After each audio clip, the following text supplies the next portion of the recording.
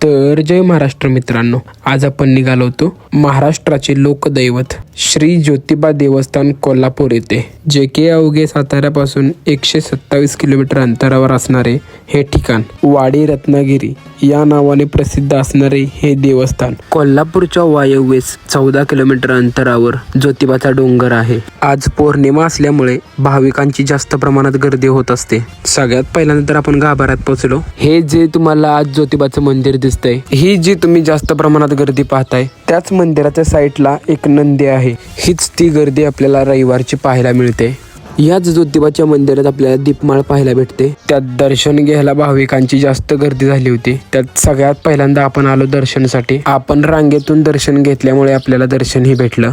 आतमधल्या गाभाऱ्यात जास्त प्रमाणात गर्दी होते। सर्वप्रथम आलो आपण केदारनाथाच्या मंदिरात, जे की जास्त प्रमाणात आपल्याला गर्दी पाहायला भेटते। आपण दर्शन घेऊन आलो बाहेर, त्याच प्रमाणात आपल्याला चारी भोवतनं दीपमाळ पाहायला भेटते। काही कारणास्तव मोबाईल आपल्याला आतमध्ये अलाउड नव्हता। गर्दी जास्त असल्यामुळे आपल्याला मोबाईल पण यूज करून दिला नव्हता। त्यात आजचा व्लॉग इथेच संपला। पुढचा व्लॉग बघायचा असेल तर भावाला नक्की सबस्क्राईब करा।